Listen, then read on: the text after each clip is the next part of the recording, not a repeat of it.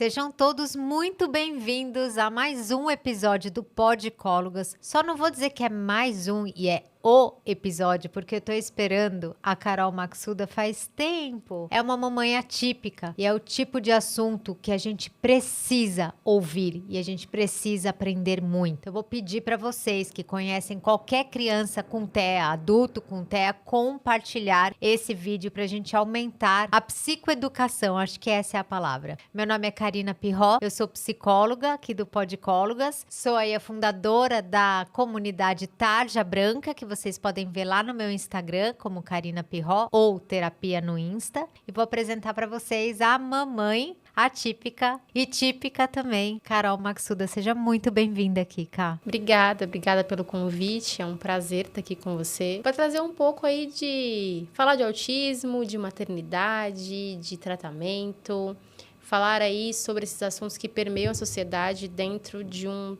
transtorno que cada vez mais acomete crianças dentro da nossa cidade, do nosso país, no mundo, né? Porque hoje, 1 a cada 36 crianças estão diagnosticadas com transtorno do espectro autista, então é muita gente. É muita gente, 1 a cada 36, né? Significa que na sala de aula provavelmente tem um. Sim. Uhum. E aí a gente vai, à medida que vão tendo mais autistas, a gente vai tendo mais desafios. E a gente precisa aprender a lidar com isso, com esses indivíduos, pensando em qualidade de vida, em políticas públicas, em intervenção, em Acolhimento, suporte para as famílias também. Sim. Eu quero conhecer um pouco a sua história. Eu sei que você tem um perfil grande de muitas pessoas que te seguem, que você acolhe muitos corações. Já vi você compartilhando momentos difíceis também. Às vezes se ausentando um pouco por conta da dificuldade, depois voltando e dando a explicação. Vi um dia até que você falou, poxa... Então, eu pensei em dar uma sumida e não falar nada, mas vocês precisam saber, né? Então, é muito legal porque você compartilha a realidade mesmo desse universo que você, mais do que ninguém, sabe como que é. Você pode me contar um pouquinho como é que foi essa descoberta de ser uma mamãe atípica? Sim. Eu fui mãe aos 21 anos, super nova. Danilo, meu primeiro filho, um bebê muito desejado, muito quisto. E ele se desenvolveu bem até ele fazer 1 ano. Quando ele fez 1 ano de idade, ele começou a perder habilidades. Então, ele já tinha uma relação social bem estabelecida. Então, você falava tchau, ele respondia tchau. Você chamava, ele atendia. Ele batia palminha, ele dançava quando tinha música. E quando ele fez 1 ano, ele perdeu essas habilidades. Só que eu não tinha noção do impacto, assim, dessa perda de habilidades, né, do Dani. Esse impacto grande veio quando ele estava com 1 ano e 5 meses. Porque ele entrou na escolinha com 1 ano e 4. E 1 mês depois que ele estava lá, eu cheguei para buscar o Dani. E a diretora me chamou e pediu para que eu entrasse. E daí, quando eu entrei, ela falou assim, mãe, vai até a sala e chama o Danilo pelo nome. E aí eu entrei, era aquelas portas assim que são metade, né? As crianças estavam assistindo um vídeo da Galinha Pintadinha e eu chamei ele. Eu chamei Dani, Danilo, fiz algumas variações, pelo menos umas 10 vezes, e ele não olhou. As crianças menores, elas olhavam para mim na porta, olhavam para o Danilo e ele alheio. E aí eu falei, vem com a mamãe. Quando eu falei, vem com a mamãe, ele veio. Mas o nome dele, de fato, ele não atendeu. E eu saí dali muito angustiada, peguei ele no colo, levei para casa. Alguma coisa passou na sua cabeça? Não, eu queria entender o que estava acontecendo. Eu sabia que ele escutava, porque quando a gente colocava a música da Peppa, alguma coisa, ele corria para ver, então ele escutava. E ele tinha feito todos os testes de audição no hospital quando ele nasceu, enfim. Foi um parto tranquilo, um pré-natal tranquilo, um nascimento muito tranquilo. Então, a gente não tinha nada que alertasse para uma deficiência auditiva, por exemplo, para qualquer coisa daquilo que os nossos olhos conseguem ver. Uhum. E aí eu cheguei em casa, era a internet antiga ainda, aquela do modem, sabe? Coloquei no notebook. E eu pesquisei, criança de 1 ano que não atende pelo nome. Autismo. Foi assim. E a sensação que eu tive quando eu li autismo, aí eu olhei para o Danilo, olhei autismo. E aí é como se o chão tivesse desfeito embaixo dos meus pés. Porque as certezas que eu tinha, os planos que eu tinha, eles se destruíram. E daí, nesse percurso, eu fui procurei um neuro no convênio, e esse médico falou para mim que não havia nada de errado com o Danilo. Que ele era um menino grande, então por isso que eu esperava muito do desenvolvimento dele. Só que quando eu comparava o desenvolvimento dele com os pares da mesma idade que eu via ele na escola, enfim, era muito discrepante, né? E aí eu deixei, já que o neuro falou que era ok, a pediatra falou que ele tinha até 3 anos para começar a falar. E aí, quando ele fez 2 anos de idade, eu fui e procurei uma fonoaudióloga. Você continuava com uma pulguinha atrás da orelha? Sim, porque não era comum. A sensação que eu tinha... Porque quando a gente pensa em desenvolvimento infantil, é uma crescente, né? Essa criança, você coloca primeiro ela bebezinha ali com dias, deitadinha de bruços, ela começa levantando o pescoço, ela firma... E o desenvolvimento, ele é uma crescente. A gente não estaciona o desenvolvimento. O desenvolvimento, É progressivo, é né? progressivo, né? E aí você olha para ele e à medida que ele foi crescendo, ia ficando mais visível que tinha alguma coisa diferente dos pares da idade dele. E aí ele fez 2 anos, eu procurei uma fono. Essa fono, ela não era especialista em autismo, porque até então eu não sabia que era autismo. Eu tinha tido essa ideia de que poderia ser autismo lá, quando ele menorzinho. E ele começou a fazer fono.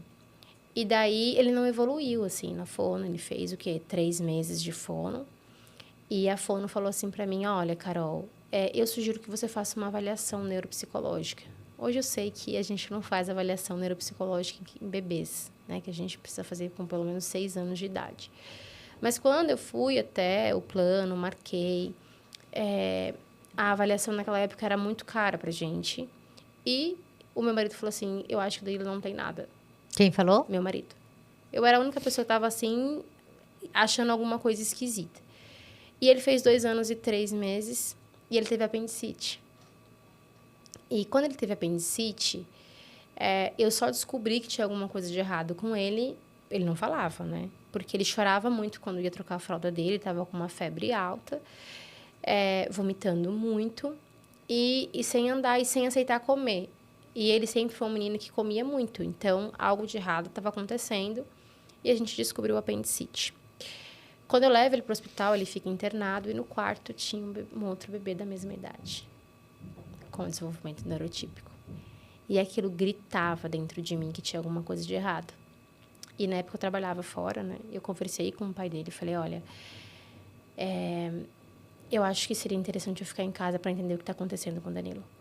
Por que ele não se desenvolve? Por que quando ele era menor, as coisas estavam fluindo, enfim, mas agora parece que ele não vai, né? E aí eu saí do meu trabalho, e aí isso foi difícil para mim, porque eu gostava muito do que eu fazia, eu trabalhava na área administrativa. E eu saí do trabalho e fui ficar com o Dani. E a minha queixa era, o Danilo não fala. Só que quando eu comecei a ficar com ele em casa, eu vi que não era só fala. Ele não atendia pelo nome. Ele não apontava. Ele não seguia instruções simples. Eu estou falando de uma criança de 2 anos e 3, 2 anos e 4 meses, que você diz para ela, pega um copo, ela não entende. A gente falava como ele... Era como se ele não entendesse mesmo. Na verdade, ele não entendia. E parecia que não tinha criança em casa, porque não tinha som. Não tinha balbucio.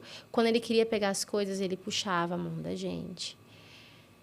E aí eu falei, nossa, tem alguma coisa de errado com o Danilo, de muito errado, porque não é que ele não não fala, sabe? Eu percebi que o buraco era muito mais embaixo. E aí eu comecei a pesquisar. Criança de 2 anos que não segue instruções simples.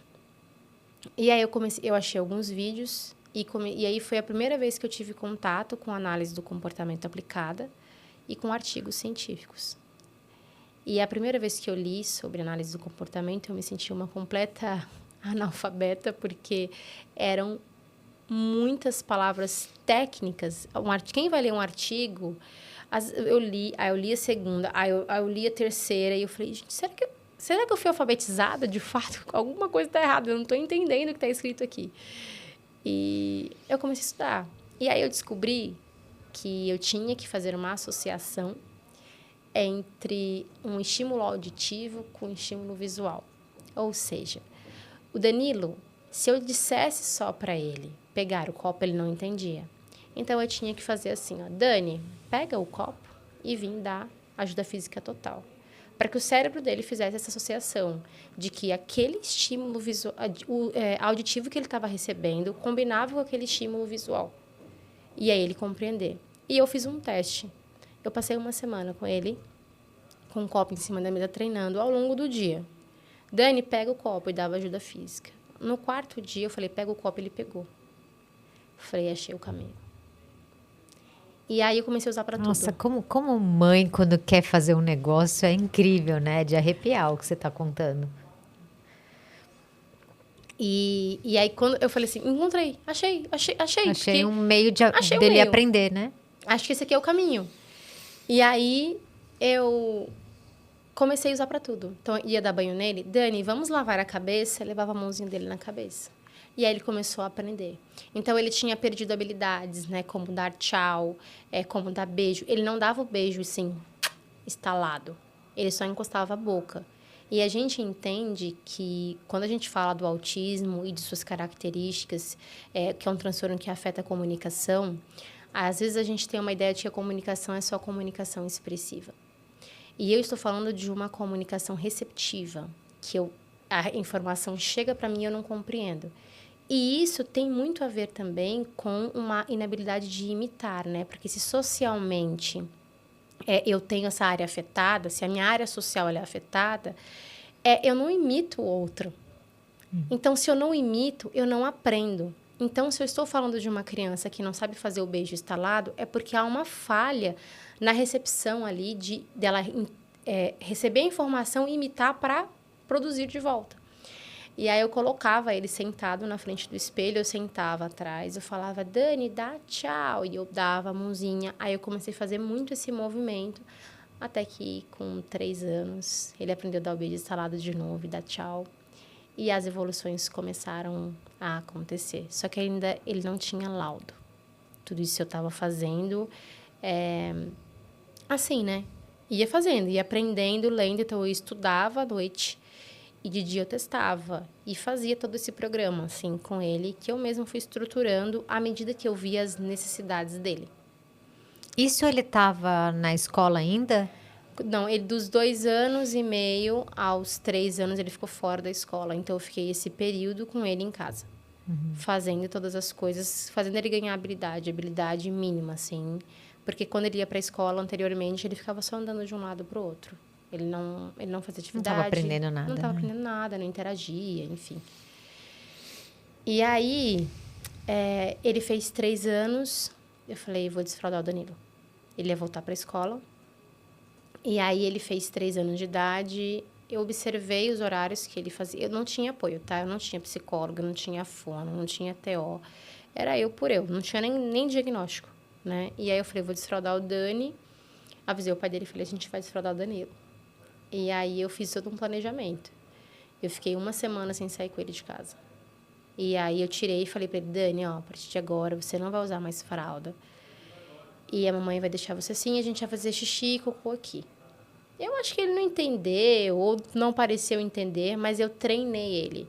Então, eu passei 1 semana sem sair de casa, porque eu fiquei em função do Danilo. Ao menor sinal, eu levava ele no banheiro correndo. Ao menor sinal. O desfraude do cocô foi um pouco mais difícil, porque ele não queria sentar no vaso. Então, só na hora ali, eu colocava a fraldinha nele, e aí fazia o cocô, já tirava a fralda, mostrava para ele onde tinha que fazer, enfim. 1 semana depois, a gente foi na padaria.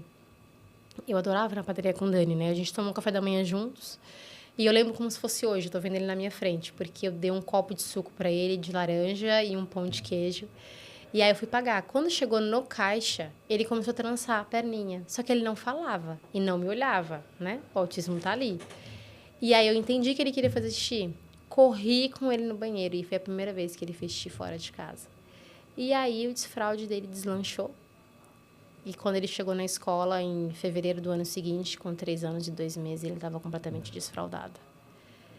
Foi um trabalhão, Um assim. trabalhão, é. E eu fico muito emocionada de falar, porque quando decidi ser mãe do Dani, eu queria muito ser mãe, então eu fui estudar sobre maternidade. Então, eu estudei sobre educação, sobre rotina de sono, rotina de alimentação, estudei sobre tudo. Naquela época era pouca internet, era mais livro, né? Então, eu li muito sobre. Só que não tinha uma página, uma parte 2 no livro. E se seu filho for autista? Então, eu me preparei para ser a mãe daquela criança neurotípica, a criança em que as coisas fluem no seu desenvolvimento. E eu precisei me tornar a mãe que o Danilo precisava que eu fosse. Eu precisava ser a mãe que entendia sobre autismo, a mãe que era capaz de estimular ele, a mãe que compreendia mais do que palavras, né? E assim eu fui aprendendo. E ele começou a fazer uma fono, a gente conseguiu uma fono especialista quando ele tinha 3 anos e 2, Já tinha o diagnóstico? sem Não. diagnóstico. Só você que na sua cabeça que... O autismo o autismo estava ali, assim, não tinha como. Só que para eu ir até essa fono, quando ele fez 3 anos, a gente foi numa festa na minha família. E eu tenho um sobrinho que ele é 11 meses mais novo que o Danilo. E quando a gente chegou lá, esse meu sobrinho falando e etc., assim, com desenvolvimento neurotípico, né? E aí meu marido falou para mim, você viu como ele tá, como o fulano tá falando, tudo? Por que o Danilo não fala? Eu falei, porque ele é autista. Quando eu falei isso, e havia um comparativo entre o Danilo e o meu sobrinho, aí meu marido abraçou a causa comigo. Ele falou, o que precisa? E eu já tinha um contato da fono. Aí ele falou assim, pode ir. E aí ele dobrou a carga de trabalho dele, porque os cursos com autismo são altíssimos, né? Você tinha convênio? Não, nessa época não. Na verdade, eu tinha um convênio que era do trabalho dele, só que era um convênio que era como se fosse uma associação, então não tinha profissionais assim especializados. E aí eu busquei essa fono. Só que era 2 horas da minha casa e eu tinha 30 minutos de sessão. Então eu aproveitava toda a sessão para pegar o máximo de orientação que eu conseguia. E eu fiquei grávida. Grávida de gêmeos. Nossa. Meu Deus do céu, assim, parecia que eu tava empilhando coisas, sabe? Assim, era uma situação atrás da outra. O Danilo tava com quanto? 3. 3 aninhos. 3 aninhos. É. E eu descobri, foi um susto, assim, e um susto maior, que você vai fazer ultrassom, você tá esperando 1, são 2. E aí eu fui.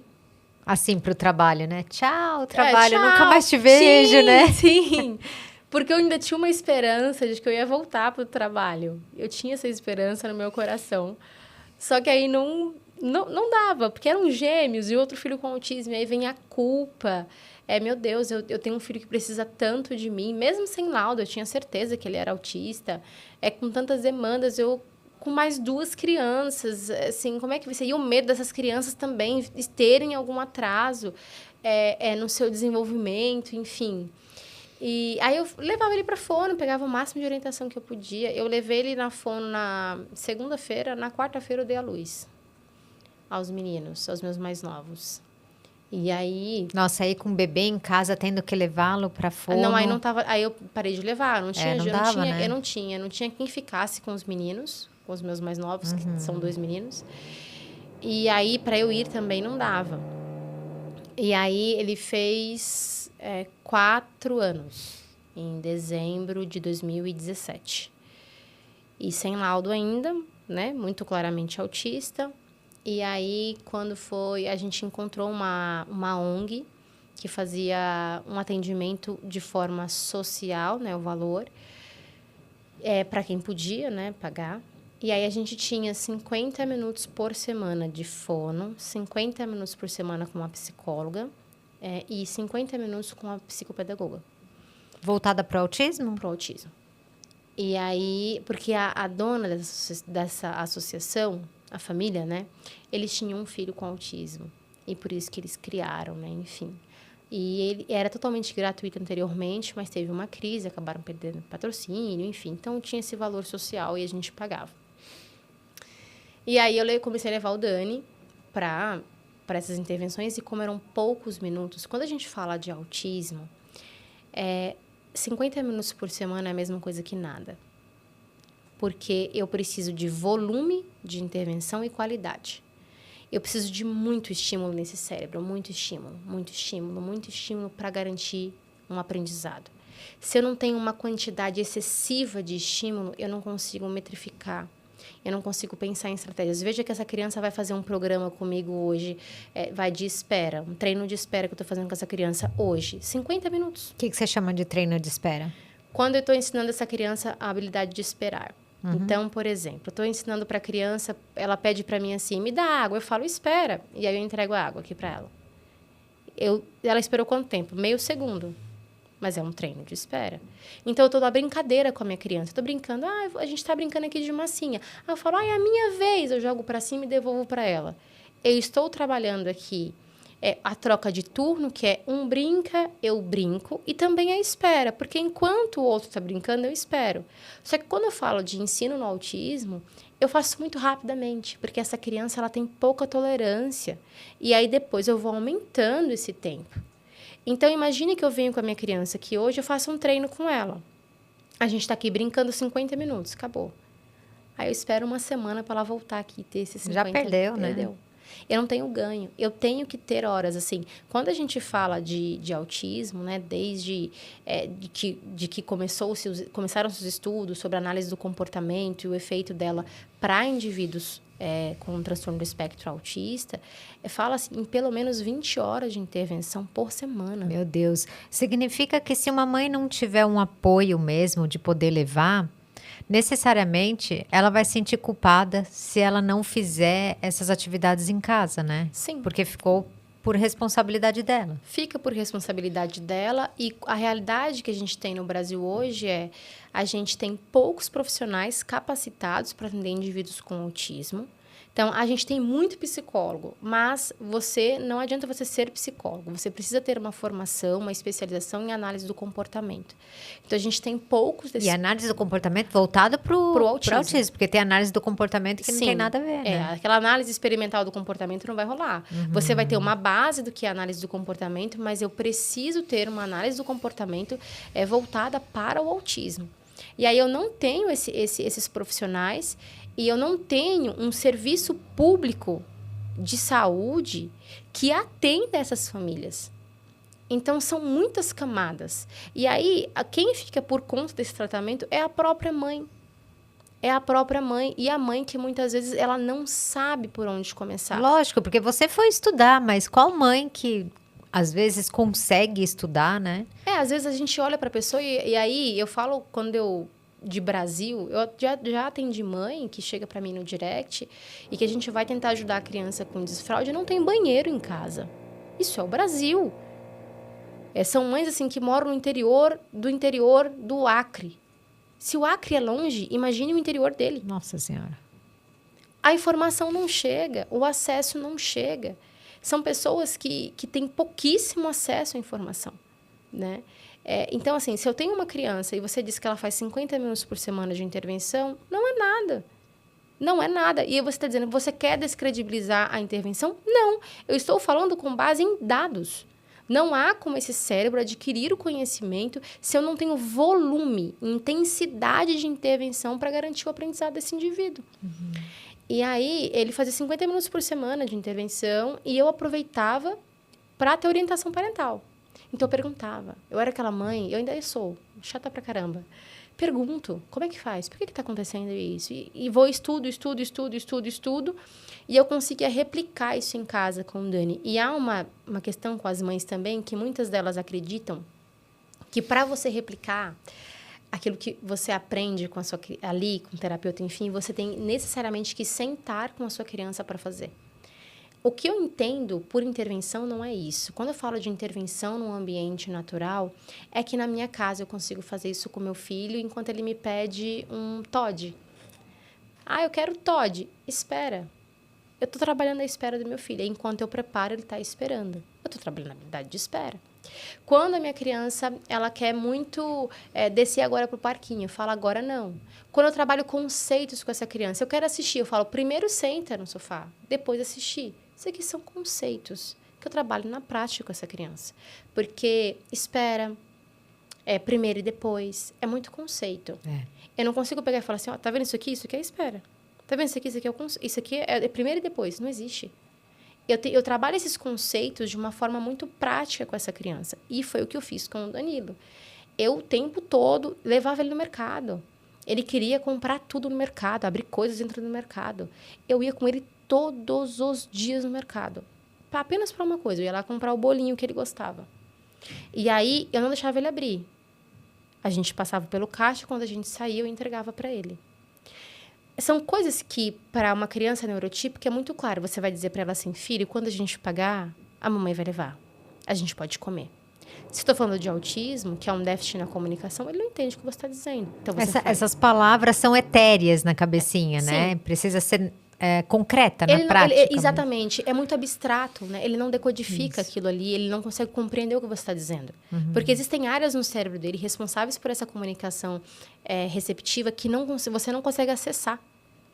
Então, eu levava ele no mercado todos os dias. Todos os dias.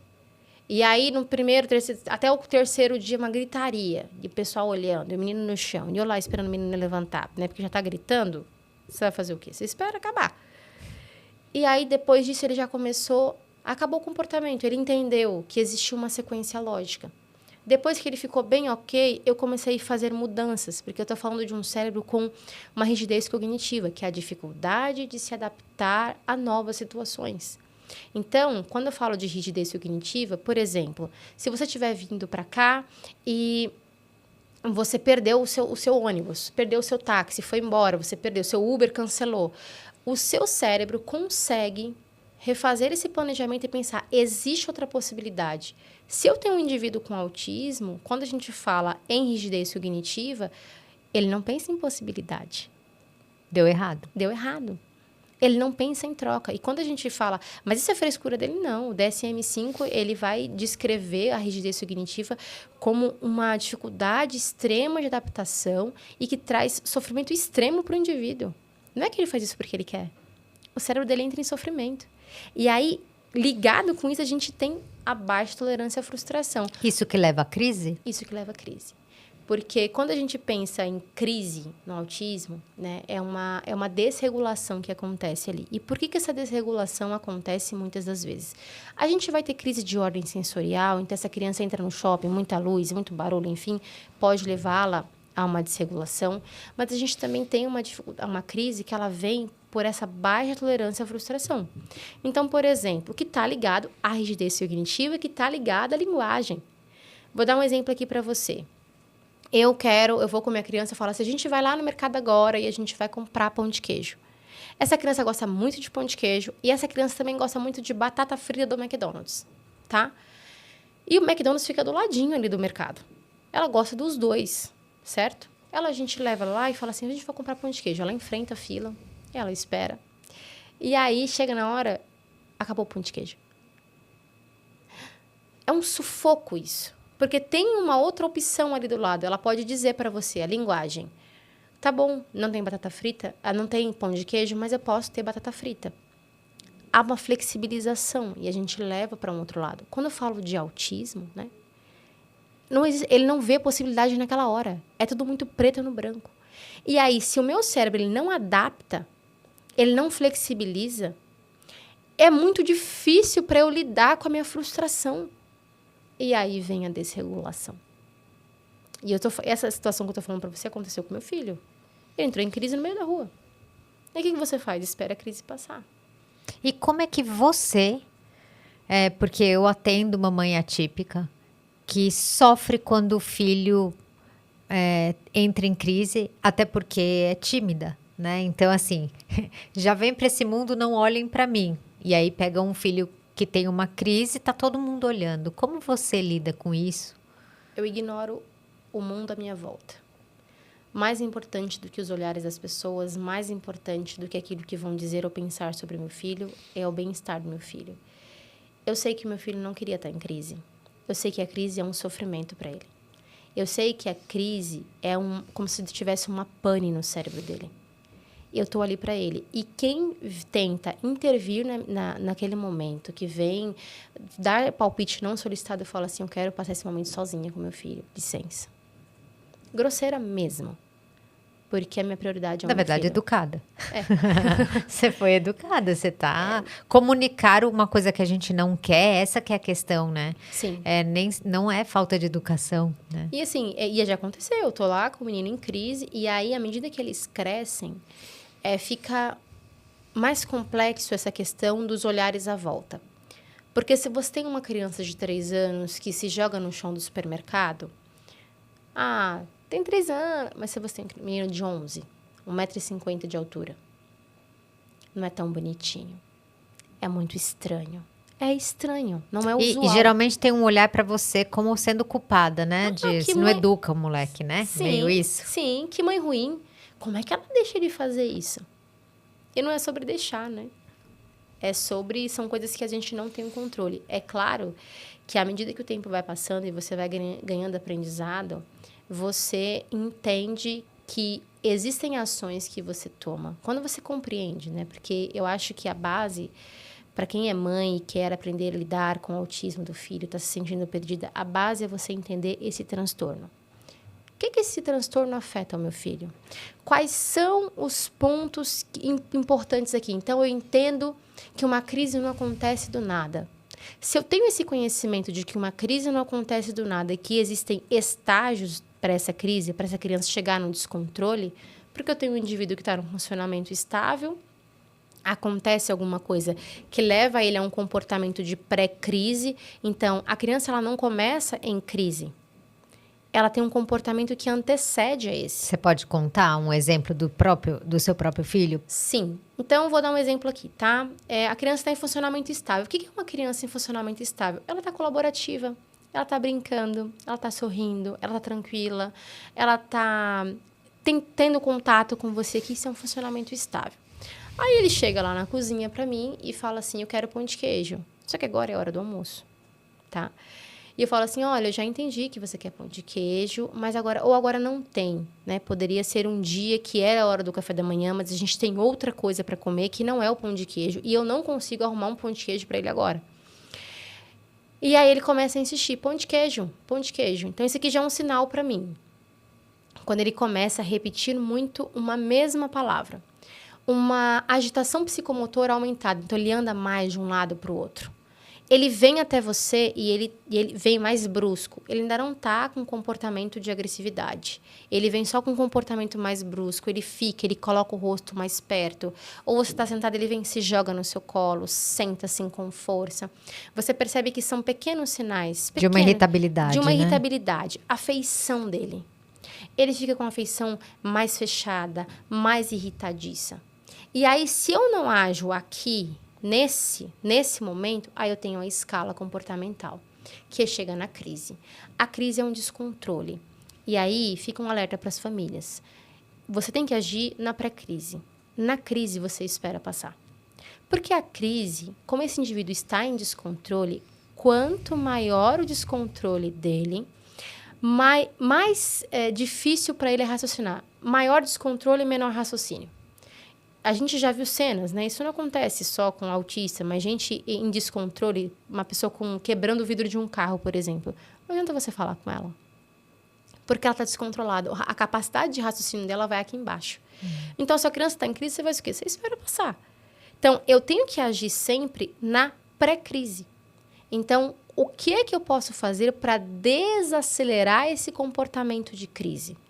Porque a gente chama de aceleração mesmo, né? Ele vem aqui, vai crescendo, acelera e explode. Então, o que é que a gente pode fazer? E aí eu não tenho uma receita de bolo, porque você precisa conhecer o seu filho. Então, o que desacelera o meu filho? Ele gosta de música, então eu chamo ele... Então, ele tá aqui, ele começa a insistir muito numa coisa. Inclusive, esses dias a gente ficou sem energia elétrica em casa e tem questão de rigidez cognitiva, porque ele queria assistir um negócio, não ia rolar ele assistir. E eu percebi que ele começou a emitir comportamentos repetitivos. Ele gosta muito de música. Então, antes de ele continuar, Dani, vamos lá, a gente vai cantar uma musiquinha, a gente vai tomar banho, levar ele para um direcionamento de coisas legais. Porque há um erro também, muitas vezes, que tentam direcionar a criança para coisas que ela não gosta. Então, eu quero uma coisa que eu não posso ter. Eu já estou ficando muito bravo aqui e você quer me direcionar para uma coisa que eu não gosto de fazer. Isso que vale para terapeuta também que está assistindo a gente. Nossa, você sabe que eu ia te falar isso? A descrição que você faz é de qualquer neurotípico, né? Só com uma intensidade menor. Né? Então, as pessoas estão, sei lá, aumentando o nível de irritabilidade, seja por qualquer motivo, porque está com fome, porque está num lugar de barulho. Essa percepção que você fala, né? De perceber a pré-crise. No caso, o neurotípico não tem crise. Uma crise, né? Talvez não tenha da mesma forma, né? E você está falando de uma distração para algo que acione outras partes do cérebro dele para que ele acalme. Para né? que ele acalme, porque a gente vai desacelerar esse indivíduo, para a gente evitar que ele chegue em crise. Então, às vezes, a criança, ela tá ali fazendo uma atividade e ela começa a ficar irritada. O esforço cognitivo gera irritabilidade. Cansa, né? Cansa. E aí pode gerar uma crise. Né? Então, eu vou desacelerando essa criança para trazer ela profissionalmente estável. Um ponto importante. Todas as vezes que esse indivíduo tem uma crise no dia, eu aumento as chances dele ter uma crise mais tarde, daqui a pouco, outras crises ao longo do dia. Por quê? Porque ele já teve uma desregulação. E aí ele vai ficar muito mais propenso a se desregular de novo. Então, eu vejo crianças que bater no terapeuta na sala. Já aconteceu com o Dani. A terapeuta chegar para mim e falar assim, nossa, hoje o Dani estava muito agressivo, me bateu muito. E aí eu olho e falo, eu conhecendo, entendendo o transtorno, entendendo o meu filho, eu falo, bom, ele não bateu do nada. E aí eu vou perguntar para a terapeuta, por que ele bateu? Por que você acha que ele bateu? E aí ela respondeu para mim, porque ele estava querendo fugir da atividade. Por que ele queria fugir da atividade? Porque eu acho que estava muito difícil para ele. Era uma atividade que eram 10 passos, né? Eu falei, quantos passos ele fez até ele se irritar e te bater? Ele fez 5. Eu falei assim, o que esse tempo conta para você? Que a gente deve fazer 10 direto ou que a gente quebra essa atividade? Que a gente quebra essa atividade. E aí, conversei com ela, enfim. E aí, numa outra sessão, ela fez exatamente o que eu tinha orientado ela a fazer. E ela falou assim, nossa, hoje foi incrível a sessão, ele não teve nenhum comportamento. Então, você percebe que há essa ideia de que, o autista, ele é agressivo. A agressividade, ela não é critério diagnóstico para autismo. A agressividade, ela é um comportamento. De crise. De crise ou de pré-crise, né? E é um comportamento que está me dizendo algo. Os comportamentos, eles falam. Essa criança está apresentando agressividade por quê? O que está levando? E aí, quando eu falo de análise de comportamento, eu preciso entender todo o contexto que esse comportamento está acontecendo, porque essa análise pode me ajudar, inclusive, a descobrir questões biológicas. Se eu estou analisando o ambiente e não vejo um motivo aos meus olhos para essa agressividade estar acontecendo, eu posso pensar também em questões fisiológicas. Mas se eu não analiso o comportamento... Fisiológica, você diz o quê? Fome, sono? Fome, sono, humor, irritabilidade, alguma disfunção, porque esse cérebro muitas vezes pode ter dificuldade nos seus reguladores ali de dopamina. Então, ele está mais desregulado, ele fica mais irritado, tá? Então, são N questões. E que se eu não estou fazendo uma análise do comportamento de forma adequada e precisa, eu não consigo nem rastrear essas questões. Eu fico só taxando essa criança como uma criança agressiva. E eu ignoro o que pode estar levando essa criança a esse comportamento. E aí, quando você tem esse conhecimento... Quando você é uma mãe que tem esse conhecimento, você consegue chegar para o terapeuta do seu filho e receber aquela demanda que ele traz para você, não para ficar depois chateada, poxa, meu filho bateu na sessão, mas como alguém que está tão à frente desse tratamento que você consegue questionar, que você consegue dar orientação. Porque acho que, pelo que você está falando, até no seu caso, né, que é super atenta, você é a melhor pessoa para fazer análise do seu filho e ensinar, né? Ensinar a terapeuta sobre coisas que você já percebeu dele. Na verdade, a gente passa uma base para o terapeuta, né? A gente espera que a pessoa que está lá tenha essa percepção. O que acontece é que o autismo, ele é um grande mercado. A gente vê muitos profissionais indo para a área do autismo por ser uma área que tem muita demanda e, consequentemente, mais dinheiro na mesa. Então, a gente pega muitos profissionais que não têm o menor jeito para lidar com crianças, o menor jeito para lidar com pessoas com autismo, e aí ele vai. E aí ele fica ali, é totalmente perdido. A gente tem clínicas que falham no mínimo de supervisão para esses profissionais, porque eu preciso, sim, ter um profissional ali da área comportamental para orientar as outras áreas. Porque eu não quero ter uma criança... Porque, assim, se eu tenho uma criança numa sessão com um profissional... Essa profissional que eu estou falando, no caso, com meu filho, era uma fisioterapeuta. Então, assim, não é a área dela o comportamental. Mas se ela vai trabalhar com crianças com autismo, ela Não precisa... tem como, não né? tem como. Você precisa saber. Você tem que ser A orientada. nutrição tem que saber. A nutrição tem que saber. A fonoaudióloga tem que saber. E aí, assim, há uma briga de egos, né? Eu não vou aprender isso aqui porque eu não sou psicólogo, porque eu não sou comportamental. Mas você está atendendo indivíduos com autismo. E é um transtorno que requer que você se especialize, que você consiga lidar com isso. Então, quando você consegue trazer esse direcionamento, né? No meu caso, eu consegui visualizar e aí eu diminuo o meu sofrimento também. Porque eu não recebo aquilo ali como, meu Deus, meu filho está batendo na terapeuta. Eu recebo aquilo ali de um outro olhar, como alguém que orienta. E a realidade que a gente tem hoje, em clínicas de modo geral, é essa. São profissionais que estão lá, grande parte deles sem uma formação específica, sem uma orientação, e o tratamento fica a desejar. São profissionais, se o profissional não sabe o que fazer com uma criança, e eu estou falando assim, quando eu falo de autismo, nível 3 de suporte, Que é o Danilo? que é o Danilo, é com questões significativas de comunicação. E eu falo assim sempre, né? O Danilo, ele é um autista de verdade. Você não vai olhar para ele assim, e eu falo de verdade no sentido de hoje em dia a gente tem tanta gente no TikTok, né, falando que é autista, TDAH, enfim, com um monte de transtorno, dando desculpas absurdas que você olha e você fala assim, meu Deus, isso aqui não é transtorno. Isso aqui é outra coisa, pode ser uma desorganização sua, não é transtorno.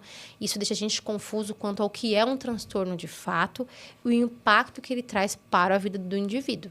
Porque impacta. Se não está impactando, se não está trazendo transtorno, não é transtorno, né? E, assim, e a gente para olhar para isso, né? Para olhar ali pro transtorno do espectro autista. Então, se você sabe o que fazer com a sua criança, você vai ser a primeira pessoa também a fiscalizar esse atendimento. O profissional vai chegar para você com uma reclamação, você tem uma resposta. Você se torna capaz de olhar para o profissional e ver que aquele tratamento não está adequado. Eu tenho famílias que não recebem orientação parental. A sua criança não vive na clínica. A sua criança não mora com um terapeuta. Você pode ter um terapeuta muito, muito, muito bom.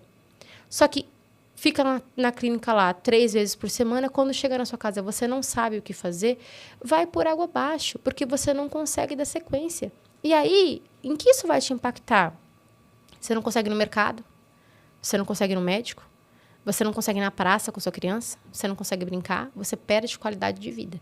Então, para mim, o maior diferencial de ser uma mãe especialista no autismo do meu filho é que eu tenho qualidade de vida. Entendeu? Quando eu estou falando de um autismo nível 3 de suporte, que eu encontro cada vez menos profissionais capacitados para atender esses indivíduos, crianças maiores, né? Eu sabendo fazer isso, eu sabendo como direcionar, eu consigo escolher melhor. Nossa, Ká, você está falando uma coisa super importante, porque você acabou de dar uma das respostas possíveis para as mães que se sentem muito na mão dos profissionais. Então, você está falando, vá atrás de informação, vá você estudar, porque com esses instrumentos, né, de aprendizado, você consegue usar na prática e viver com seu filho. Né? Exato. Mas eu vou te fazer uma pergunta. Então, a mamãe atípica necessariamente precisa parar a vida dela? Não. Não? Assim, eu acho que são estágios, né? Quando o autismo chegou para mim, e eu falo do autismo sem romantização, né? Eu esperava um bebê neurotípico, eu recebi um bebê com autismo, e o autismo se apresentou para mim na sua pior face. Eu falo que o autismo foi a maior rasteira que eu levei da vida. Porque eu estava esperando uma vida comum. E eu não queria Gente, eu não queria ter um Instagram para falar com muita gente. Eu só queria viver uma vida comum. Então, o autismo, ele chega para mim e eu falo que o autismo, ele não bate na sua porta, ele chuta. Ele derruba, ele entra. E ele leva habilidade, ele leva sonho, ele leva expectativa que você tem ali sobre aquele indivíduo. Ele leva seu tempo, Ele leva seu tempo. Então, muitas vezes, se você é casada, né, alguém vai ter que ficar com essa criança, porque não há quem leve essa criança para tudo quanto é lugar. É muita terapia, é muita intervenção. Não é qualquer pessoa que cuida do seu filho, porque é uma criança cheia de demanda. Sabe aquela vizinha que cuida de criança, adora criança? Ela não vai cuidar do seu filho. Não vai. Não vai. É solitário. É solitário. É uma jornada solitária. Então, quando eu falo assim, eu falo muito isso no meu Instagram, né? Se você não cuidar de você, você não cuida de mais ninguém. Então, existe um paralelo em que você, sim, precisa ir atrás do estudo, porque se você não estudar, se você não souber lidar com o seu filho, a sua vida vai ficar muito mais difícil. A sua criança cresce, o autismo não é um autismo de primeira infância, ele cresce e vai ser autista pelo resto da sua vida. E aí a grande questão é como é que você vai viver a partir disso. Então, esse é um ponto. Você precisa ter conhecimento. Um outro ponto. Se você passa a viver a vida em função do seu filho, logo você vai adoecer. E você doente, você não cuida de ninguém. Porque vai deprimir, vai. É um estresse crônico, ou vai Sim. ter um transtorno de ansiedade, Sim, né? a gente tem estudos que falam que o nível de estresse em mães de crianças com transtorno do espectro autista, ele se assemelha a nível de estresse apresentado por soldados combatentes. Caramba. Por quê? Porque você fica sob alerta o tempo todo. Quando você fica grávida, você dá à luz, o seu organismo eleva o seu nível de alerta, né? Porque a gente que é mãe, o bebê virou no berço, ele tá no outro quarto, você dá um pulo da cama. É o seu alerta aqui em cima. Só que à medida que esse bebê desenvolve, esses níveis vão baixando. Você vai tornando a realidade aqui a sua normalidade. No autismo, não. Você olha para o seu filho de 10 anos e a sensação é que você está 10 anos um puerpério, em alerta. Você precisa buscar por escola, brigar por direitos. É a terapia que você precisa estar em cima. São os escândalos com profissionais que aparecem maltratando crianças com autismo, que te deixa com alerta lá em cima ainda. E como é que você baixa isso? E aí você começa a viver submersa nesse mundo. E eu falo porque eu já estive nesse lugar. Eu tive num lugar de eu acordar, eu só manter os meus filhos bem cuidados. Mas eu não tinha autocuidado, eu não penteava o cabelo. Eu não ia no médico. Não tem energia, Não né? tinha energia. Eu não escovava o dente. Completamente perdida. E aí eu tive um susto um dia que eu não me olhava no espelho, né? Eu cuidava das crianças, da casa. E um dia eu passei na frente do espelho, tomei um susto. Falei, quem é você, filha? Eu não me reconheci. E ali eu comecei a tomar pequenas ações. Então, ali eu assumi um compromisso comigo. Você vai pentear o cabelo todo dia, escovar o dente. Porque, às vezes, se você está numa situação em que você está muito deprimida, em que você está muito triste, em que você está muito angustiada, eu não vou dizer para você, se veste linda, bota um cropped e reage. Não dá para você reagir. A gente vai fazer isso em escala. Se você não está escovando o dente, escova o dente. Se você não está penteando o cabelo, penteia o cabelo. E não será fácil pentear o cabelo e escovar o dente. E abre a janela do seu quarto para entrar um pouco de sol. Passou uma semana, você começa a tomar mais de um banho por dia. Passou mais uma semana, você começa a colocar uma roupinha melhor. E a partir do momento em que você começa a se ver melhor, você se trata melhor. Você se olha com carinho. Eu sempre falo, olha para você e trata você da mesma forma que você trata o seu filho. Porque se você não cuidar de você, não tem como você cuidar do seu filho. A gente vê famílias que... a família, de modo geral, ela fica tão submersa no autismo. Então, um casal que eles não conversam mais sobre assuntos... Não dão mais risada. Eles sentam na mesa e é sempre uma correria.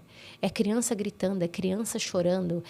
Você não tem uma conexão. Então, você não tem uma conexão com você, você não tem uma conexão no seu casamento.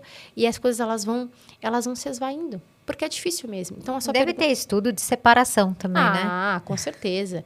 E não é assim por conta do autismo em si. É por conta do barulho. É como se fosse uma grande onda. E o barulho que isso gera na volta. Entendeu? Porque, assim, todo mundo fica sob estresse. Então, imagina que você é o chefe de família e você tem que trabalhar o dobro, o triplo. Porque alguém tem que estar lá cuidando dessa criança. Aí você está muito estressada. Você chega em casa, sua esposa já enfrentou 10 crises no dia.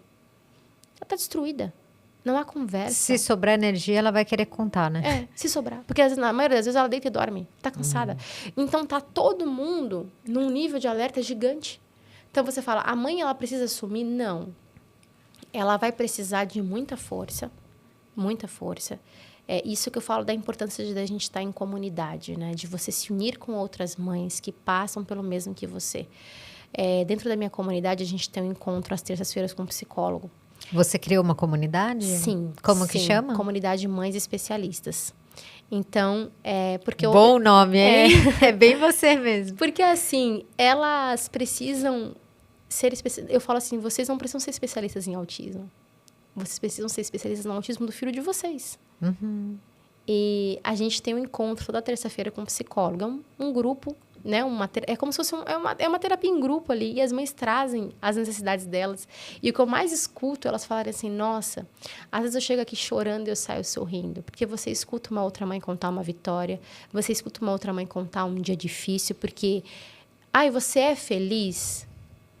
Ninguém é feliz o tempo todo. Ninguém é triste o tempo todo. A gente tem altos e baixos. E elas vão e contam. Esses dias eu recebi uma mensagem de uma mãe, a Mônica. A Mônica, ela é uma mãe da Irlanda do Norte. E aí ela falou assim, Carol, você não vai acreditar que hoje eu fui na academia. Eu falei, mas que maravilha, né, que você foi na academia. Ela falou assim, Carol, depois do encontro de terça, eu pensei, o que eu gosto de fazer? E aí eu lembrei, Carol, que eu gosto de ir na academia. E ela não ia na academia porque ela se sentia culpada de ficar essa 1 hora longe do filho. Mas o filho tá bem cuidado, né? Então, assim, são coisas que a gente vai colhendo. E quando você tá em comunidade, quando você tá com outras mães, porque uma mãe chega lá na comunidade e ela abre o microfone dela, ela vai falar assim, eu tive um dia muito difícil, hoje eu tava muito chateada, hoje eu fiquei com raiva, hoje eu perdi a cabeça. Ninguém vai julgar ela. A gente vai escutar e vai abraçar. Porque você sabe exatamente o que ela sente. Você sabe o que ela está passando. A dor dela, ela se torna sua dor. Da mesma forma que é uma mãe que chega na comunidade e fala assim, vocês não vão acreditar, meu filho hoje conseguiu sentar e comer duas colheradas da comida sem levantar correndo. Todo mundo vai ficar muito feliz, porque a gente sabe o esforço que é aquilo, né? Porque no autismo... eu falo isso de um lado de quem estuda sobre, mas também de um lado de quem vive esse autismo todos os dias. Da hora que eu acordo, a hora que eu vou dormir. E tem outros filhos com desenvolvimento neurotípico. Então, no desenvolvimento neurotípico, você dá o mínimo de apoio aqui no dia a dia, então você orienta, você dá o mínimo de estímulo, esse desenvolvimento ele flui, né? Ele acontece. No autismo, não. No autismo, você cava e cava sem pá. Você entende que para a criança falar, ela precisa de habilidades. Ela precisa prestar atenção, ela precisa fazer contato visual, ela precisa imitar. Se ela não imitar, ela não vai aprender. Então, quando você entende toda a jornada que tem por trás de um desenvolvimento, você valoriza muito aquela habilidade que os outros estão vendo. Quando as pessoas olham para o Danilo, que eu levo ele para a igreja comigo e ele canta os louvores, e depois ele senta, eu coloco um tempo para ele no celular de 35 minutos e ele fica quietinho do meu lado, ninguém imagina. Ninguém imagina o que você fez para conseguir isso, né? Ninguém imagina. O que você está me contando é que a habilidade que um neurotípico tem e que você, muitas vezes, eu sou mãe neurotípica, a criança simplesmente aprendeu. Você não precisa aprender do aprendizado, porque tá lá, né? Já foi. É natural. No caso do autismo, você precisa entender como que são feitas as aquisições para aquela habilidade e você faz uma por uma do lado dele para ele conseguir, né? Exato. É um trabalho, assim, árduo. Cavar com a mão, como você disse. Sem pá. Sem pá. Sem pá. Mão. E uma terra densa, difícil. Sim, dura. Eu lembro que quando o Dani falou bolo a primeira vez. Bolo. Eu tenho um vídeo dele. Ele tinha 4 para 5 anos. Ele começou a falar com 4. E falava bem pouco, uma linguagem assim que ninguém entendia. E começou a falar com as coisas de alimento primeiro, porque era a sobrevivência dele. Você tem ele exposto na rede? Tenho. Então, se você quiser mandar esse vídeo depois, eu posso colocar aqui para... Tá. Se você quiser. Eu mando, claro. E aí, eu lembro que eu queria muito que ele aprendesse a falar. Né? Então, aí vai uma dica aqui para as famílias que estão me assistindo. Se a criança já está falando alguma coisa, enfim, dentro do autismo, a pessoa fala assim, meu filho ele é muito independente. Ele prefere pegar... Não. É porque para ele é muito mais fácil escalar o armário, escalar o móvel, se colocar em risco do que buscar você para interagir. Porque o autismo afeta a interação do seu filho. Então, seu filho vai ter maior dificuldade de interagir. Ele tem dificuldade. Então, não é porque ele quer ser independente. É porque é mais fácil para ele. Então, o que eu fazia? Eu comprava bolo. E eu deixava o bolo no armário lá em cima. Ele era pequenininho, então ele não escalava ainda. E a porta do armário aberta. Pra ele ver. Para ele ver. Eu queria que ele visse aquele bolo lá e me pedisse. E aí ele chegava... E ele não falava mamãe ainda, né? Aí ele vinha me puxando falando, Dani, o que você quer? O que você quer, filho?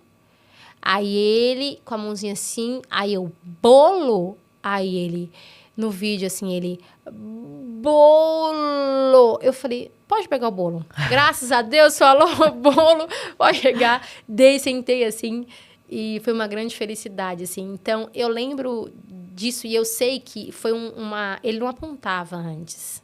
Ele não chamava a minha atenção antes. Foi um trabalho. Então, para sair aqui, teve muito trabalho antes, né? Muita coisa, né? Às vezes, a gente tem um filho com autismo e como ele não responde, e naturalmente, a gente está conversando aqui, eu e você. Se de repente você começar a falar e eu não responder você, você vai baixar a sua procura social por mim porque não há resposta, né?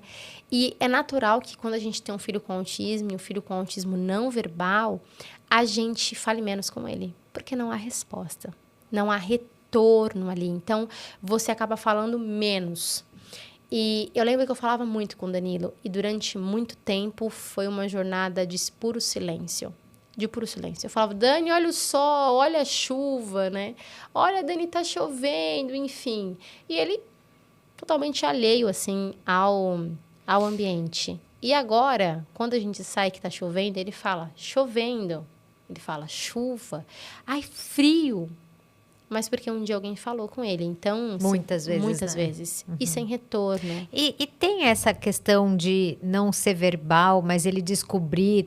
Eu sei que é legal o estímulo, né? Porque as pessoas são verbais, então esse estímulo é muito importante, mas você percebe se ele tenta se comunicar de uma outra forma? Porque eu já vi, né, algum autista que não fala, mas escreve muito. Sim, é assim, a comunicação, a gente precisa começar a entender a comunicação. Eu sempre falo, a gente não precisa olhar para a comunicação só como fala. A gente precisa olhar para a comunicação como funcionalidade. Qual que é a função da comunicação? Interagir com o outro. Então, pode ser por escrita. A gente tem a comunicação alternativa aumentativa, chamada de CAA. E ela pode ser em baixa tecnologia, que é através de papéis, cards, enfim, ou em alta tecnologia. Na alta tecnologia, são programas que a gente utiliza, ele serve, tem alguns para Android, tem alguns para iPad, tem alguns só rodam no sistema iOS, né? E esses programas ajudam esse indivíduo a se comunicar. Então, por exemplo, o meu filho, Danilo, ele fala, só que ele é um indivíduo que a gente chama de indivíduo com necessidade complexa de comunicação.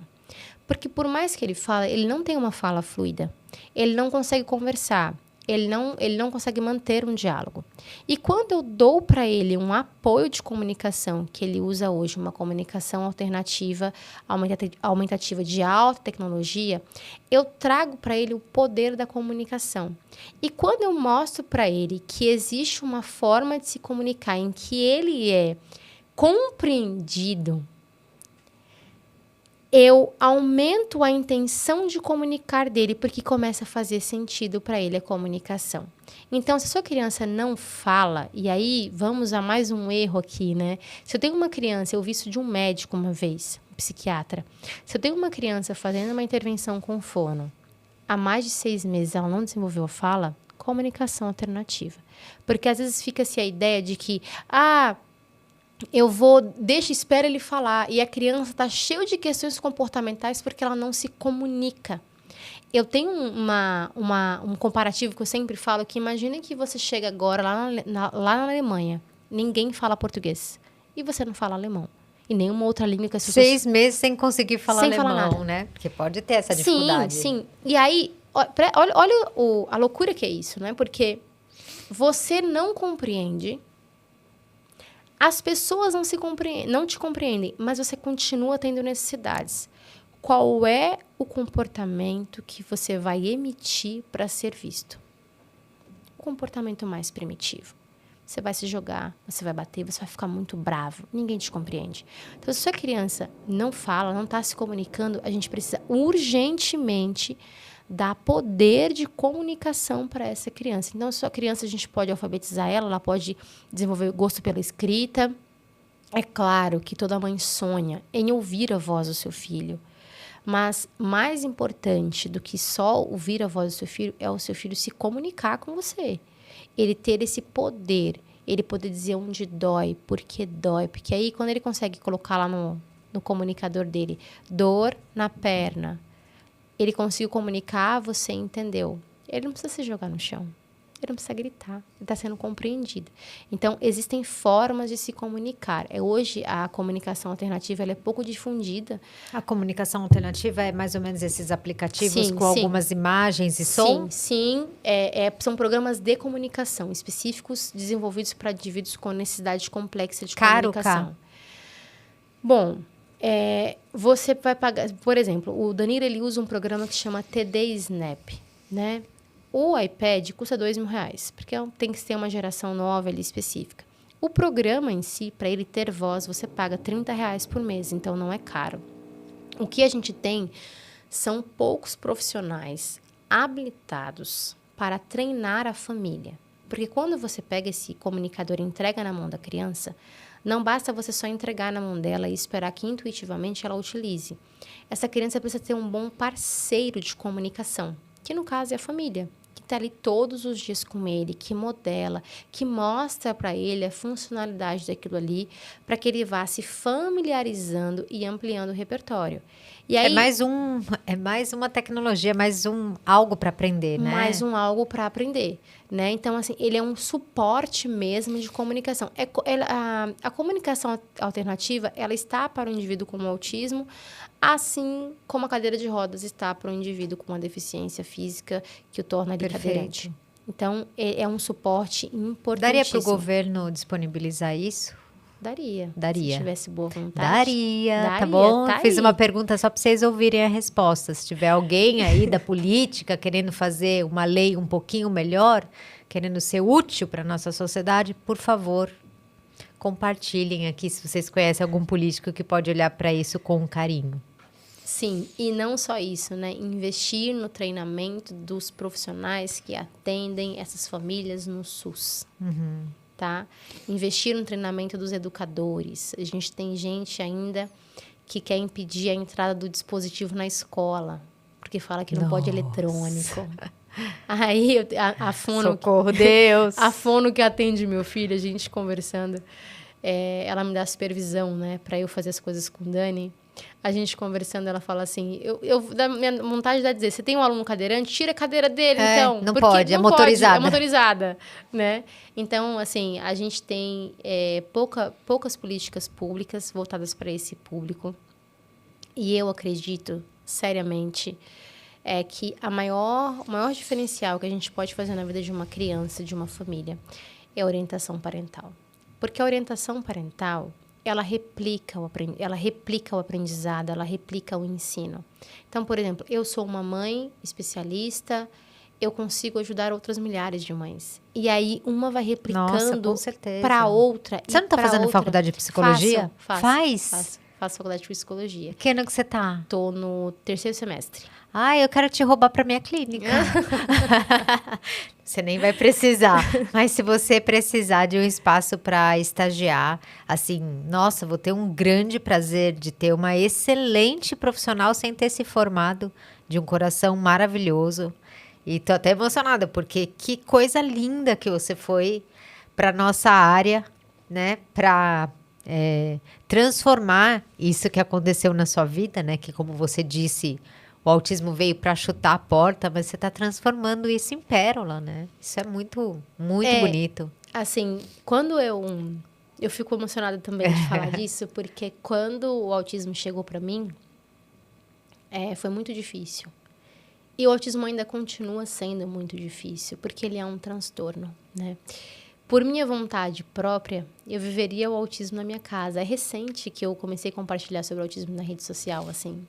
E quando eu comecei a compartilhar sobre o autismo, eu percebi que eu vivia numa bolha. A bolha de quem tinha um conhecimento, a bolha de quem tinha acesso. Eu recebo famílias assim de crianças que foram diagnosticadas com 2 anos de idade, tem 7, não foram desfraudadas. Tendo uma equipe inteira ali para poder auxiliar a família. E não auxilia. Então, hoje, eu olho para aquilo que eu tenho, né? E eu falo que tudo que eu tenho foi Deus que me deu. Eu falo para ele sempre assim que os dons e os talentos que ele me deram que serão utilizados para abençoar outras pessoas. Já tá fazendo, né? Eu não faria sentido nenhum ter tudo isso assim e não expor, né? Eu nunca você fala assim, Carol, sempre sou esse psicóloga, não.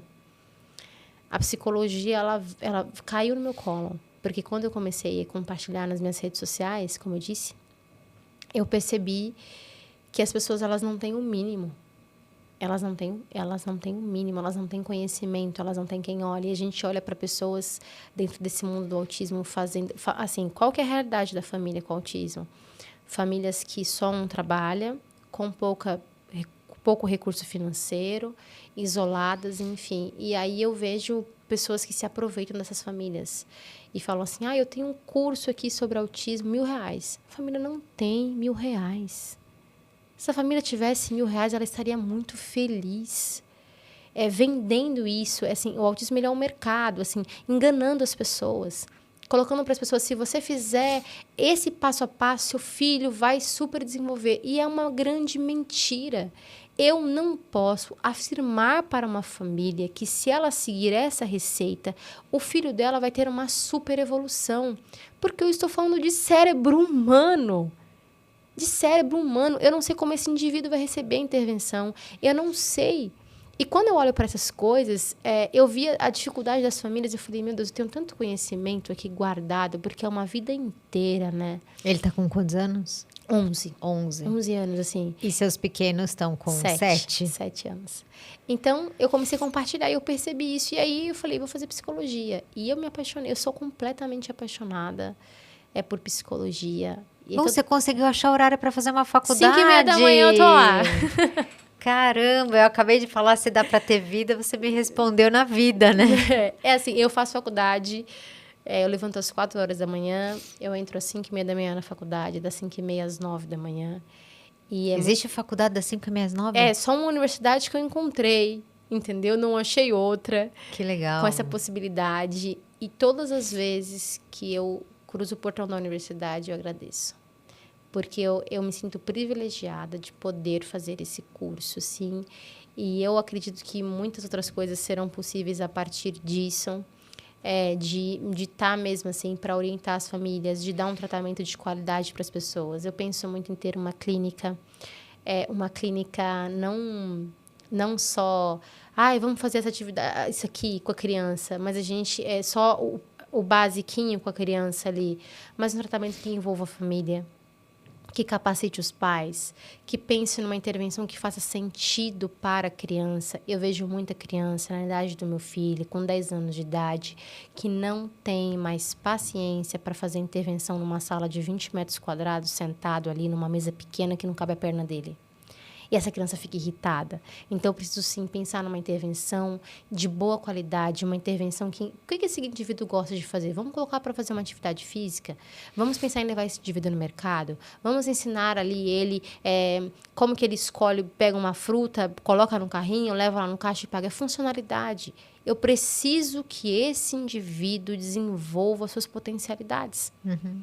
Então, é um sonho, assim, e eu sou muito feliz fazendo o que eu faço. Nossa, que tenha muitos patrocínios aí de pessoas que entendem o tamanho do seu projeto, né? E possa te apoiar nisso. Certamente, eu vou ser um apoio seu. Seja qual apoio que eu puder dar, mas é merecido esse projeto. Muito legal. Muito obrigada. E é bom contar com outros profissionais, assim, né?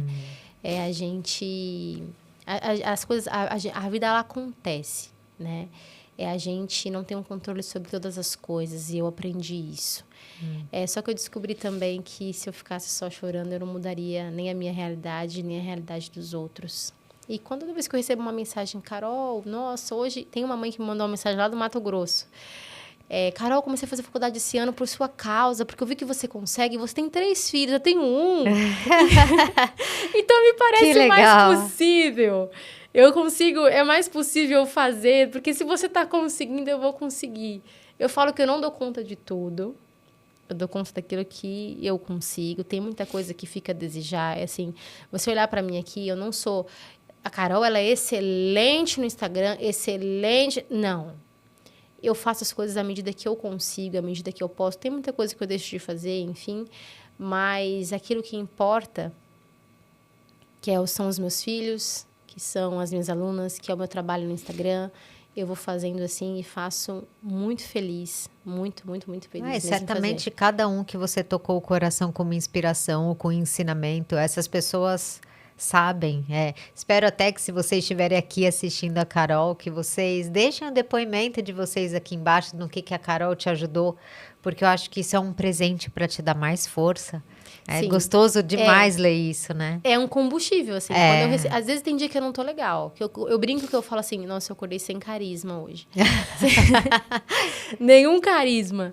Tem sua licença poética pra de vez em quando não tá tudo bem, né, Cá? Não tô com carisma hoje, não. Mas aí aparece alguém ali e manda uma mensagem, assim. Nossa, Carol, você me ajudou com isso aqui. Nossa, ver você vivendo, né? Eu ouço muito isso, ver você vivendo.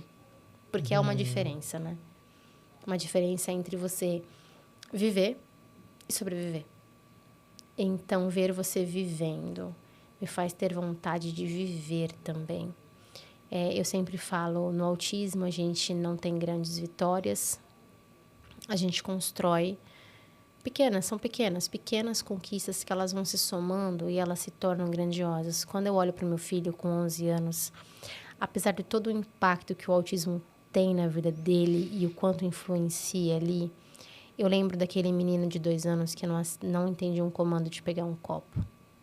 E eu olho para ele o quanto a compreensão dele melhorou ao longo dos últimos anos. Então, as coisas acontecem num ritmo diferente, as coisas vão lentamente, a gente aprende a ter muita paciência nesse processo, mas as coisas acontecem, né? Sim, pela sua história e por algumas histórias que eu conheço também, você também teve que aprender e está aprendendo, né, a lidar com frustração, né? Porque é isso, como são pequenas vitórias, você não tem mais a expectativa de grandes vitórias, né? É um grande treino também, né? É um grande treino e, sobretudo, entender que as coisas não acontecem no nosso tempo. Uhum. As coisas elas vão acontecer para umas pessoas mais rápido, para outras pessoas mais lento, e aí isso te tira daquele lugar de comparação. Eu entendo que a minha história é única, que a história do Dani é única.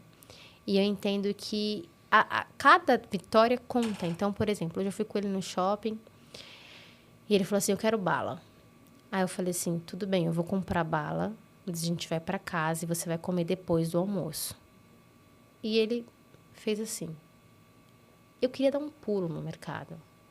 Eu queria gritar, falar, você entendeu o que eu falei? Porque é uma complexidade você entender o que o outro está dizendo para você. E ele falou assim, eu quero sorvete, casquinha, porque ele é bem rico, meu filho, né? Ele quer tudo que ele gosta de gastar o dinheiro. Aí eu falei assim, agora a mamãe não vai comprar. Mas à noite, quando a gente buscar os seus irmãos na escola, aí a mamãe compra para você. E aí ele silenciou, ele entendeu, né? E é um nível de complexidade para conseguir fazer isso, né? Sim, aí quando você entende, por que eu comemoro tanto essa vitória? Porque eu sei o tamanho, assim, quanta coisa tem envolvida para ele entender isso. 1 milhão de etapas vencidas. 1 milhão de etapas vencidas. O cérebro ele precisa ele escuta, precisa processar o que ele escutou. Vai lá, ele precisa saber o que é sorvete. Ele o precisa que é conseguir o falar horário. que quer sorvete. Sim, né? sim. E compreender. Então, são muitas camadas envolvidas. No dia que acabou a energia lá em casa, a gente estava subindo a escada e aí eu estava gravando. Eu gravei um mini vlog no escuro. Imagina como ficou bom. E aí eu falei assim pra ele, eu tava gravando o vídeo nem falando diretamente com ele. Eu falei assim, porque outra vez já aconteceu essa situação. Aí ele falou, acabar a luz. Eu estou falando de uma situação, sem falar diretamente da situação, E ele entendeu isso. Caramba, e completou E ainda. completou. Eu falei, exatamente, Danilo, uma outra vez acabou a luz. Então, é você compreender, nas entrelinhas, né? O que o outro está querendo dizer, que não está dizendo de uma forma direta. E eu fico muito feliz. Esses dias eu dei um susto nos meus vizinhos, porque... Um susto assim, né? Eu percebi o olhar deles. Eu ensinei para o Danilo os andares, né? Então, o andar que a gente mora e para descer e tudo mais. E aí ele foi, apertou, já tinha comemorado com ele. Eu falei assim, Danilo, onde é que nós vamos agora? Aí ele falou assim, buscar Miguel e Gabriel. Eu dei um pulo. Eu falei, cara, você... Aí a porta do elevador abriu. E o pessoal me olhando, assim. E eu continuei feliz. Falei, cara, parabéns, é isso mesmo, é para lá que a gente vai. Porque só quando você tem um filho com autismo, você sabe o valor daquilo. Eu sei o valor daquela resposta. Eu sei o valor daquela compreensão. Eu sei o trabalho que eu fiz com meu filho. Eu sei o trabalho que eu faço. Quando a gente tem um filho com autismo, a gente vive sob tensão, a gente precisa se desconstruir em muitas etapas, a gente precisa aprender coisas que em outra vida você não aprenderia. E aí você olha ali, é a materialização disso. Eu nunca vou me acostumar com as conquistas do Danilo, nunca, porque eu sei exatamente o caminho que a gente trilhou para alcançar cada uma delas. Sensacional, Ká. Você é um presente mesmo. Eu agradeço muito a quem te indicou aqui. Tenho certeza que ela vai amar te assistir. Você ajuda muito. Muito mais mães do que você imagina por aí. Ela até comunicou, né? Que ela te indicou para mim. Eu vou falar do patrocinador aqui, Claro. porque até por você ter contado pra gente, né? O quanto é difícil achar uns 5 minutinhos para se cuidar, mas o quanto isso é possível. Esse episódio aqui, ele tá acontecendo por conta da ajuda de um patrocinador que eu gosto muito, que é a Better You. A empresa é Better You, mas o produto que eu vou te dar aqui é o Better Go, que é para você ter mais 3 a 5 minutinhos para você se cuidar. Você sabe, eu amo. Ele é um aliado matinal, cheio de anti-inflamatório, pode, antioxidante, tem gengibre para te dar energia, tem componentes aí para ajudar em cabelo também. Então, você vai tomar um scoopzinho a hora que você puder, não tem horário. E com uma água gelada, se você bater assim, fica mais gostoso. Parece um suco na hora. Eu já amei aqui. E é um jeitinho... Espero de verdade que cada vez que você tomar um scoopzinho, você lembre do quanto a gente é grata aí pela sua vida e por tudo que você está ensinando para todos nós. Olha, eu já vi que ele tem vitamina D, C, zinco e selênio, tá? Isso aqui é excelente para a saúde de quem é mãe, principalmente, porque você não tem tempo. Você tem várias coisas em um só. Eu amei, eu vou tomar isso mesmo. E eu vou lembrar de você, porque às vezes você tem muita coisa para tomar, você esquece. Isso. Entendeu? E com sabor de limão ainda. Eu vou experimentar, eu marco você lá e marco eles também. Tá bom. Para que vocês também conheçam e tomem também. Eu tenho a minha rotina de autocuidado. Eu vou encaixar, né? Porque às vezes eu fujo, mas eu faço academia. Quando dá, né? Quando dá, tomo meu suplemento também, porque é importante. Se a gente não cuidar da gente, não tem como a gente cuidar de outra pessoa. Eu sempre vou ficar... Com certeza. Eu vou dizer isso como um gravador eternamente, tá? Isso é para todo mundo, viu? Não é só para mamãe atípica, não, tá? É o nosso lema, né? Sim. Ser feliz, eu falo que ser feliz dá trabalho. Exato. Né? E é nesse sentido, de tanta coisa, micro coisinhas que a gente precisa fazer para manter nossa sanidade, né? Sim. Nossa saúde. E assim, a gente se olhar com carinho também, né? Sim. Porque às vezes eu vejo que as pessoas sentem culpa. Nossa, você sabe que eu ia te falar disso, tá? Eu vou até pedir para você explorar só um pouquinho esse assunto porque eu vejo assim, se a mamãe... Eu já digo que a mãe, por si só, pare o filho e a culpa junto. É impressionante. Sim, nasce uma mãe, nasce uma culpa. Exato. Agora, no caso de uma mãe atípica ainda, cada tempo que você tem para você e não dá para o seu filho, eu vejo em algumas mães que eu conheço um nível de sofrimento, de culpa. E também, outro momento que aparece muito a culpa é no momento em que você óbvio que você falou com muita naturalidade aqui, que você falou, não é fácil, eu não queria, eu preferia que fosse neurotípico. Muitas mães, quando pensam isso, já sentem culpa, como se tivesse, não é maldizendo, sabe, a maternidade. É como se estivesse renegando o filho quando fala isso. Então, automaticamente, quando fala não queria, não tá falando não queria Não pro queria o filho. filho. Eu não queria viver essa situação. E você pode falar um pouquinho sobre culpa? A culpa, ela vem, eu associo muito a culpa a cobrança que é externa sobre a gente e como a gente vê essa cobrança. Então, às vezes, a sociedade espera que você... ela tem várias expectativas, né? Ou ela espera que você trabalhe loucamente, como se você não tivesse filhos, ou que você cuide dos seus filhos como se você não tivesse um trabalho. Então, o primeiro passo quando a gente fala dessa culpa, né, de, nossa, eu estou me sentindo culpada aqui, eu faço muitas reflexões sobre pensar por que eu estou me culpando. A gente puxar mesmo na memória da gente, por que eu estou pensando isso?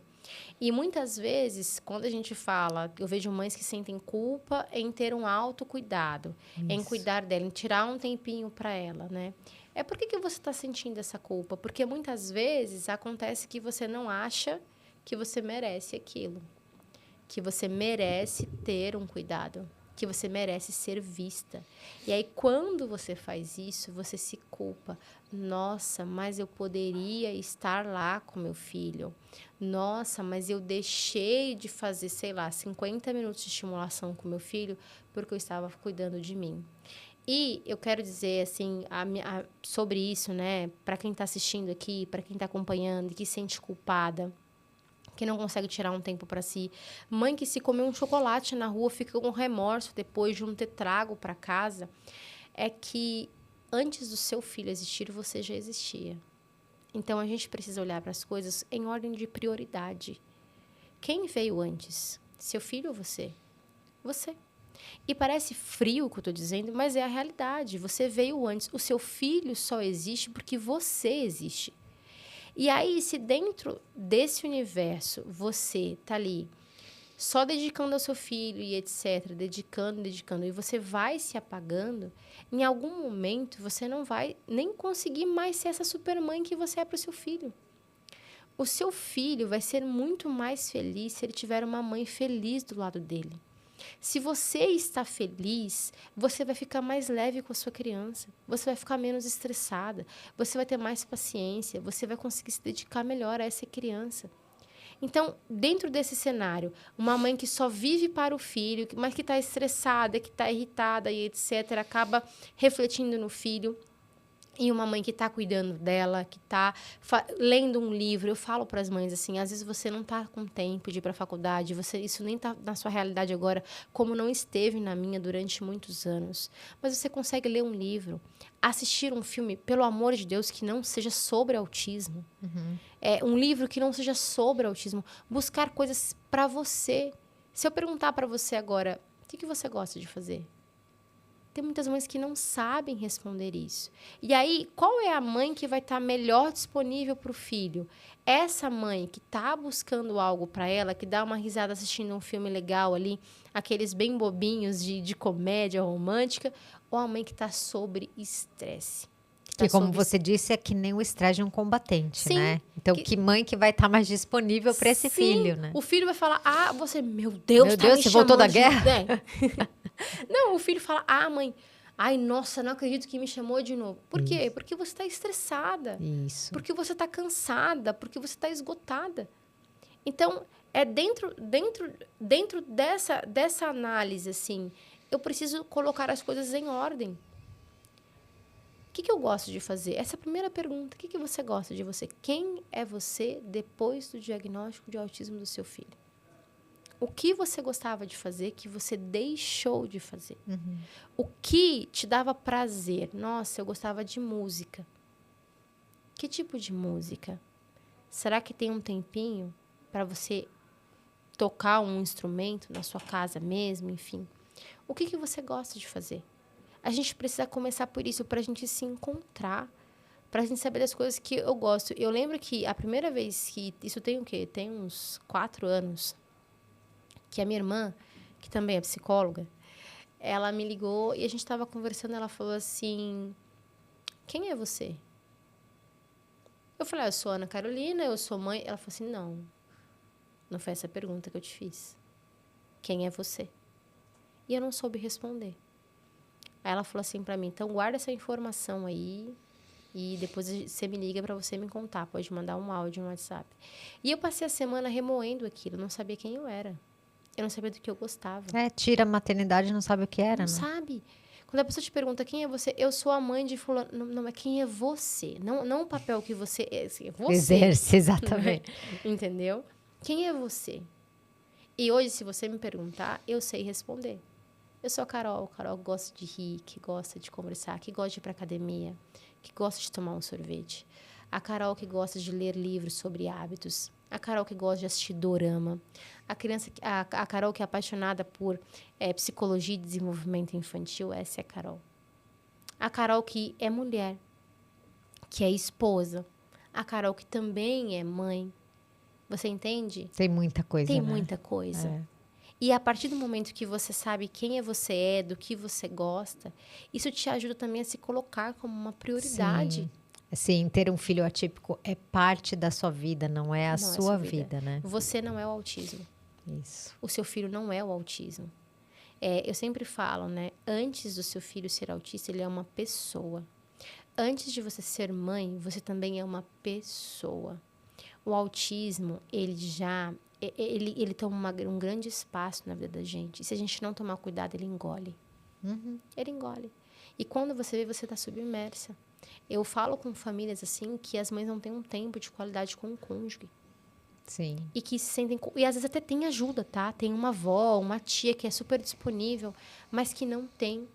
Que não consegue ter uma conversa com o outro, que não se relaciona. E aí você vai ficando só fechada nesse mundo, assim. Então, se permita ter outros gostos, se permita assistir outras coisas, assim. Se sente culpada se lê um livro de romance e não está lendo um livro sobre autismo. O autismo está lá, ele não vai correr enquanto você lê um livro, enquanto você assiste um filme. Ele vai continuar lá. E aí, os anos, eles vão passar de qualquer forma. Daqui 10 anos, como é que você quer estar? Você quer olhar para você e pensar, o que eu fiz esses 10 anos?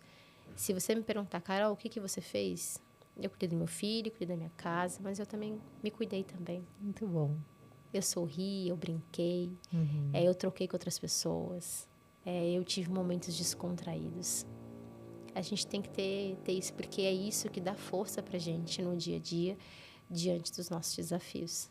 E sobre como não se sentir culpada, parando de olhar para os outros, que as pessoas vão te criticar de qualquer forma.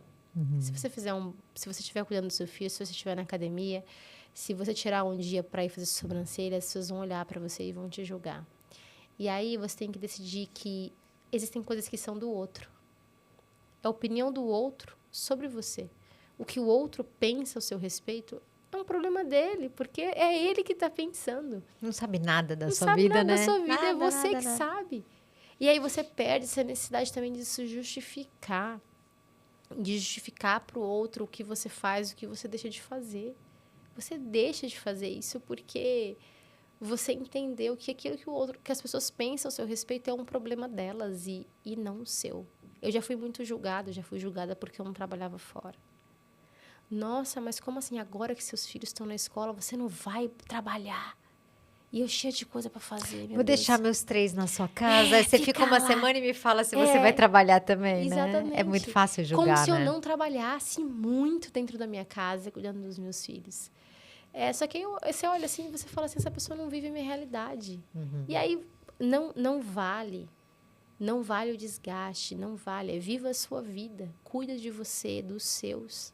Entendeu? Porque lá na frente você vai olhar para a sua história, assim, você vai perceber, nossa, eu tive boas decisões, eu fiz o que eu precisava fazer. E as pessoas vão continuar opinando de uma forma ou de outra. E talvez nem esteja mais na sua vida essas pessoas, né? É bom que retirem. Cá, um prazer enorme te conhecer. Parabéns por essa jornada. Nada fácil, né? mas que você realmente está transformando isso em ajuda para outras pessoas. Lindo o seu trabalho com o seu filho, é de se orgulhar mesmo. Então, foi um grande prazer te trazer aqui. Espero que realmente toque o coração de outras mães, que ouça aí suas palavras com carinho, que veja também. Acho que uma parte muito importante, embora você tenha sido muito especialista, você em nenhum momento falou que é fácil, né? Então, isso é muito bom para que as pessoas possam ouvir também que você provavelmente tem seus momentos de sofrimento e de cansaço e de tudo mais. Então, muito obrigada por você ter vindo aqui. Eu que agradeço pelo convite, agradeço pela oportunidade. Eu sou completamente apaixonada pelo que eu faço.